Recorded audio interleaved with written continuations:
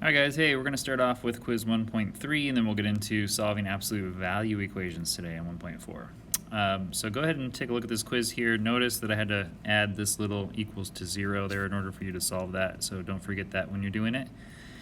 And pause the video, go for it, and then let's look at it.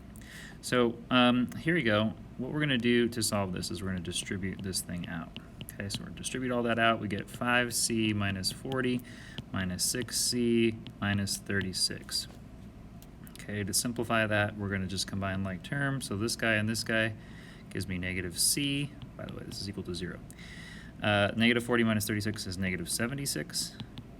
Okay, so we got to get c all by itself. So one thing I can do is just move the c right now. It's being subtracted, so I can add c to both sides. So I get negative 76 is equal to c. All right, to check that, I can plug it back in. So 5 times negative 76 minus 8 minus 3 times 2 times negative 76 plus 12. I have to check to see if that's equal to 0. Okay, so negative 76 minus 8 gives me negative 84, I believe. So I have 5 times negative 84. And then I have negative 3 times 2 times negative 76, which is 152, I believe. Okay, so if I keep that negative there, well, let's just do this. Okay, so this would be negative 152 plus 12. So if I add 12 to that, I'll be at 140. Okay, so let's rewrite this as 5 times negative 84 minus 3 times negative 140 equals 0. Okay, 5 times 84, negative 84, would be negative 420. Okay, and then we're going to subtract, well, if we multiply this out, negative 3 times negative 140 is actually going to be a positive. 140 times 3 is 420. So this is 0 equals 0, and it checks out. Actually, a little bit more work, it seems like, to check your answer. But there's how you check it. And then for the second one, we're going to solve for n here. So to get n by itself, we have to divide both sides by RT, right, to get that n all by itself. So n is equal to P times V over RT, and we're done. All right, so that was quiz 1.3. Let's move on to 1.4. So solving absolute value equations. Just a reminder, you guys, that absolute value is basically just another name for like a distance. So an absolute value is always going to be positive, but that doesn't mean that all negatives just, don't count when we're talking about absolute values. There are going to be some negatives, and the negatives are typically with an absolute value are talking about a direction. So let's say, for instance, that we get something like negative 34 inside of absolute values is equal to x. Right? The answer to this, the final answer to this would be x is equal to positive 34, because we can take the absolute value, negative 34, we get positive 34. Okay, because what this is saying is, you can think of it like a number line, right? Like the distance to 0 is 34. So even though I'm here, this distance is positive. So distance is always positive. So a solution to an absolute value problem is always going to be positive. Kids do get confused with this because sometimes when we have a variable inside of an absolute value equal to something, we have to consider the positive and the negative directions, and I'll get into that later here in a minute. Okay, so the absolute value is the distance from 0 on a number line. Since distance is positive, so is absolute value. So when evaluating, treat absolute value bars as grouping symbols. So we always treat those like parentheses, solve what's inside of those first, and then take the absolute value. Okay, so always solve those first, just like parentheses. All right, so example 1 says to evaluate this guy. All right, so to evaluate this, we have to plug in a negative 2 for x, and then this is not equal to anything, so we just have to see what our answer solution is when I plug that in. So if I plug it in, let's try this. We have absolute values 4 times negative 2 plus 3, and then minus 3.5. So what we're saying is, inside the absolute value bars is a distance, and so this answer has to be positive, even though the total answer could be negative. I don't think it will be in this case, but it could be.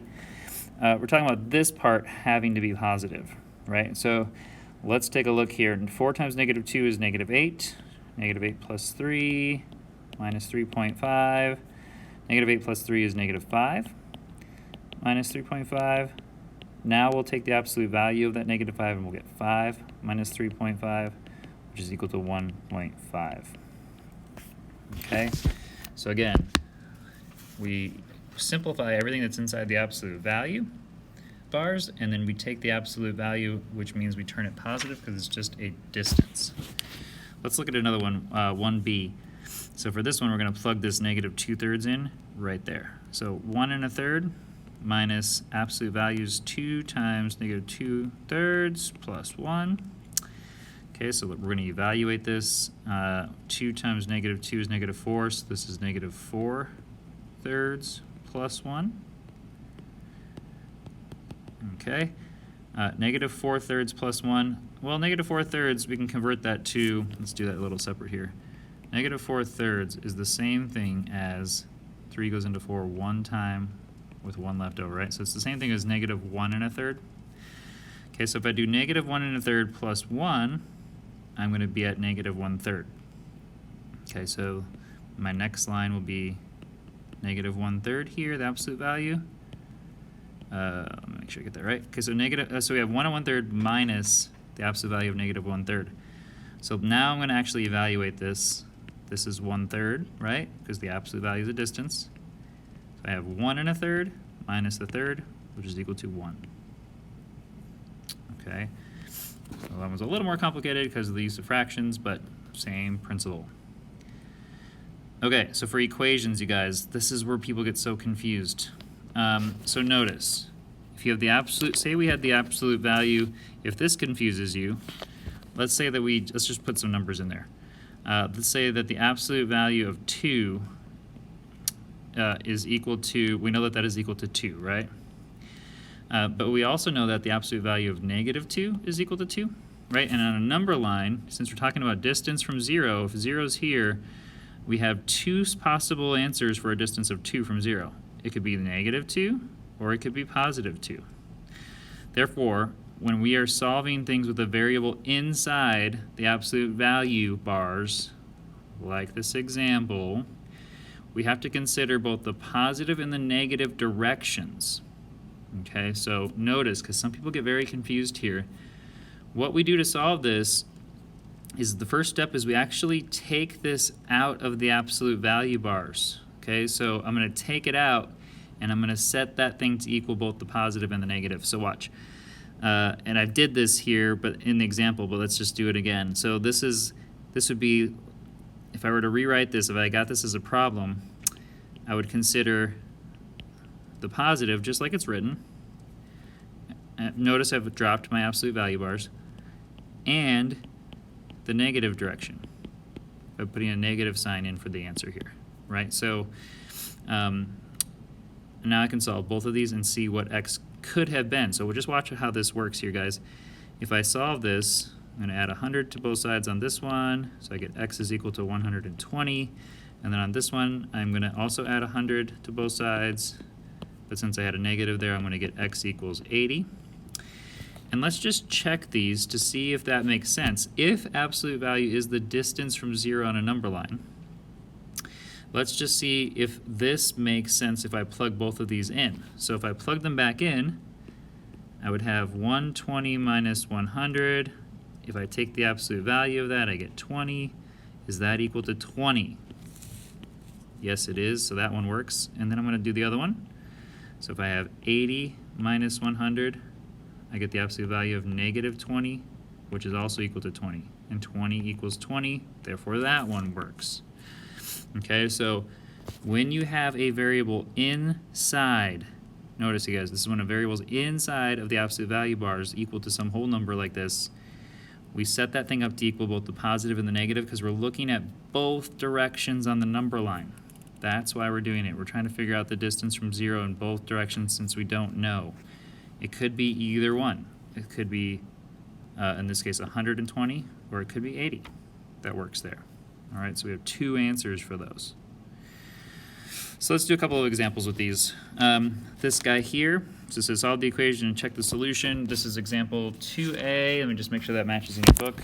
Yes, it does. Okay, so I'm going to set this up twice, right? And I'm just going to rewrite it the other way. I can use one of my properties to do that, right? So x plus 12 is equal to 9, and I can say x plus 12 is also equal to negative 9. And I'm going to solve both. Okay, so I'm going to subtract 12 from both sides.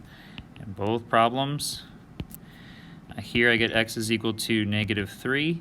Here I get x is equal to negative 9 minus 12. Negative 9 minus 12 gives me what? Negative 21? Okay, and then let's just check to see if this works. All right, so if I plug these back in, does 9 equal the absolute value of negative 3 plus 12? Oops, there we go. Yeah, it does, right? So that one works. And then if we go here, this one is 9 is equal to negative 21 plus 12. That comes out to negative 9. Therefore, 9 does equal 9. That one works as well. Okay, so you have these two answers. Typically, the answers that work for these things, they like you to put them in brackets, but people always get it confused with, like, because these are sets technically, but they always get them confused with parentheses. So I'm okay if you guys just leave them like this. It's totally fine.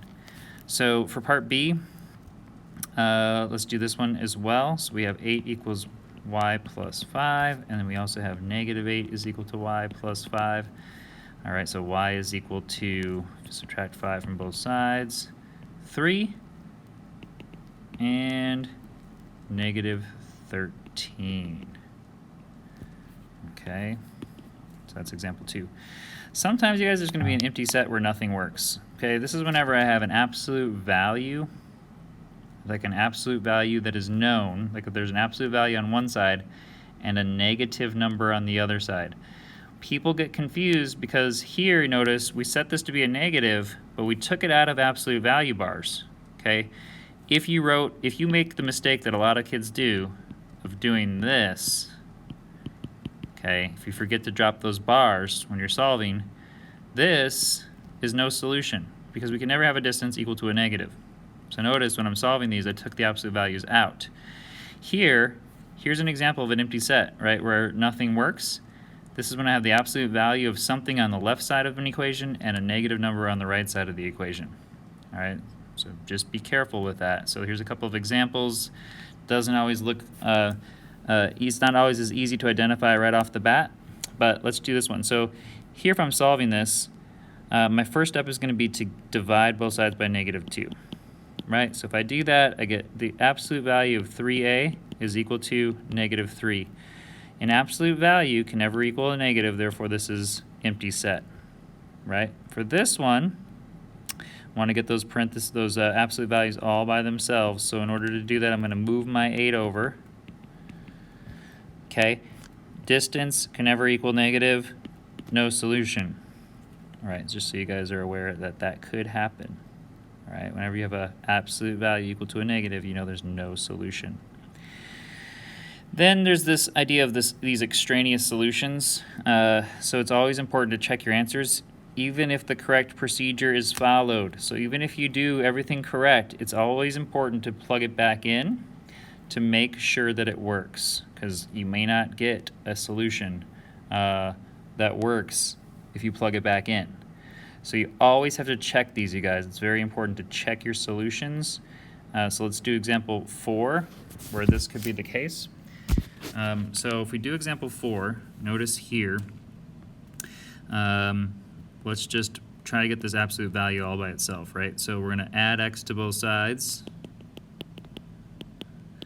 Okay, so I have 2 times x plus 1, sorry for the ugly x, in absolute value bars is equal to 4x minus 4. Divide everything by 2, and I get x plus 1 is equal to 2x minus 2. Okay, then I'm going to add 1 to both sides, so x, yeah, I guess I could do that. X is equal to, if I subtract 1, did I say add? Subtract 1 from both sides. X is equal to 2x minus 3. And then let's move this 2x over here and combine it. So we're going to subtract 2x from both sides. Right, so I get negative x is equal to negative 3. Therefore, x equals 3. Okay?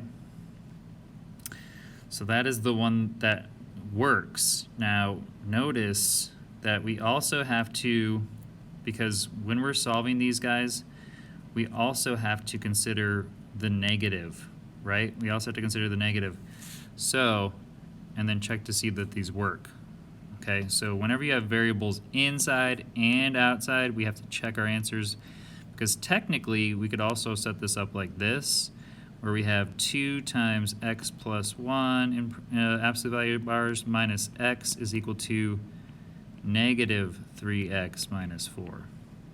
All right, so if I did this one out, I'll be quick here and kind of roll through this. I would get negative 3x plus 4 here.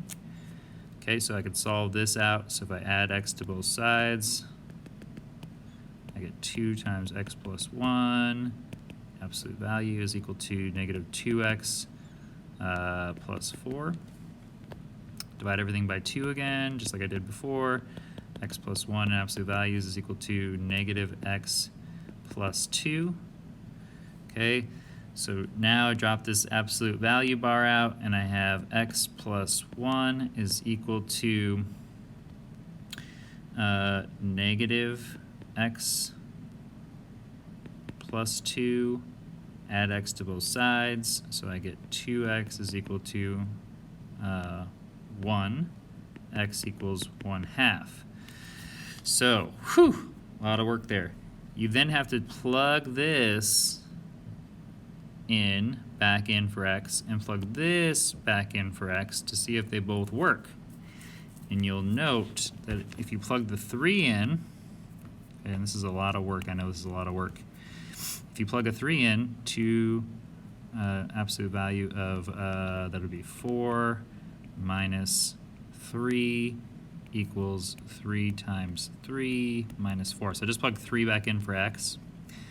Okay, so then we would get 8 minus 3 equals 9 minus 4. 5 equals 5. That one works. Okay, let's do the other one. 2 times 1/2 plus 1 minus 1/2 equals 3/2. I just did that math out real quick. Minus 4.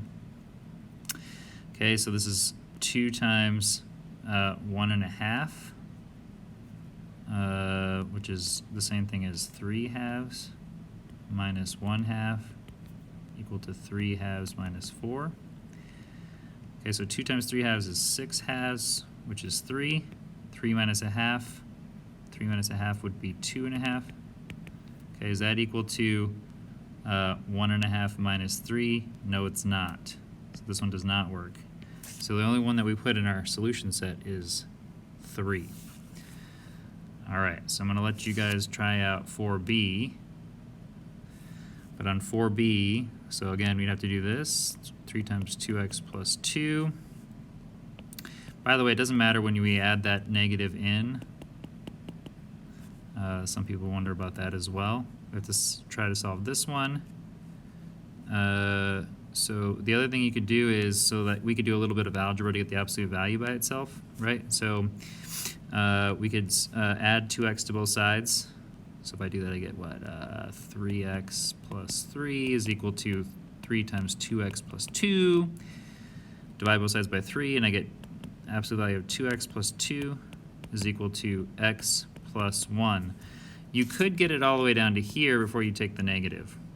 All right, so if we do that, we can do that right now. So I'm going to also take the negative, because this is an absolute value with an x inside, so I have to try both. So I could say 2x plus 2 is also equal to negative x minus 1. Okay, now let's solve these out. So take the absolute values out. I'm at 2x plus 2 equals x plus 1. If I add 2 to both sides, I get 3 over here. If I subtract x from both sides, I get x on this side. Okay, so this is one possible solution. Then we got to do the other one. So absolute value of 2, let's just get rid of the absolute values on it. 2x plus 2 is equal to negative x minus 1. Okay, so if I add x to both sides, I get 3x over here. Subtract 2 from both sides, I get negative 3 over here. So x is equal to, divide both sides by 3, negative 1. Okay, so that's another possible solution. I got to plug both back in to see like if both work or maybe only one might work, right? So I'm going to do that here in another color. We'll go to red, and we'll just go this way. Apologize for the mess here. Okay, so let's try this. 3 times 2x plus 2 minus 2x. Let's plug in. 2 times 3 plus 2 in parentheses. Absolute value bars minus 2 times 3 is equal to 3 plus 3. Okay, then I'm going to try the negative 1. So 3 times absolute value of 2 times negative 1 plus 2 minus 2 times negative 1 equals negative 1 plus 3. Okay, so I got to check both. I know this is a lot of work. So this is the same thing as 3 times the absolute value of 6 plus 2, which is 8. So this is 3 times 8 minus 2 times 3 is 6 equals 6. Okay, 3 times 8 is 24 minus 6. And clearly that is not equal to 6, right? So I can stop there. Let's try this one. 3 times absolute value of, this would be negative 2 plus 2, which is 0. Okay, which is just 0. This all goes away. Negative 2, or sorry, minus 2 times negative 1. Okay, so that's a positive 2, because negative 2 times negative 1 is positive 2, is equal to negative 2 plus 3, which is 2. That one does work. Okay, so the only solution that works on this one is x is equal to negative 1. Whew! All right, kind of a lot there, guys. Just know that in example 4, whenever you have a variable inside the absolute value bars and outside, you have to check both answers to make sure they work. Always a good idea to check anyway, but you have to in these guys for example 4. All right, homework sheets should be posted. We'll see you guys in class.